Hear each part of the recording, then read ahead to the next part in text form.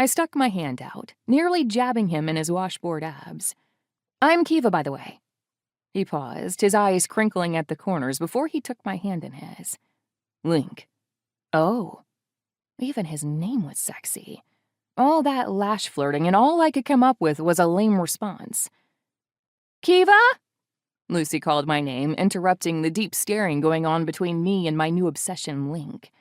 I spun and walked over to the group, seeing that Lucy had gathered up her whole crew of friends. Lenora held baby Star, who fussed for her favorite blankie. Zero interest in the cats running around down below.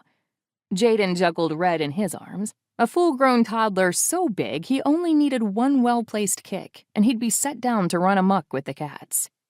Bane stood there glowering with Roxy on his right and Heston on his left, both clinging to his hands and trying to tug him in the direction of a darting cat.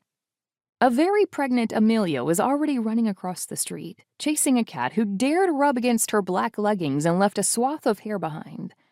Titus had 3 cats in his arms, running after Amelia, telling her to be careful. Charlie sat cross-legged in the middle of Main Street with his arms wide open, charming the cats to come sit with him. Crazy enough, it was working. At least 20 cats sat on their haunches, mesmerized by their new guru. "Thanks for letting us know about the cat dilemma. We should have them wrangled shortly. Finny has a whole load already in the back of her truck. She's heading over to the society now to drop them off with Yetta. I've got some catnip in the back of Bane's truck." She paused, and her gaze went over my left shoulder. "Hey, Lincoln! Welcome to Auburn Hill and all our craziness." Link and Lucy hugged. I'd never been so jealous of a hug. "Hey, man, did you do it?" Bane's voice rose over the cacophony of toddlers whining. Link brushed a hand over his chin, obscuring the smile I'd come to obsess over.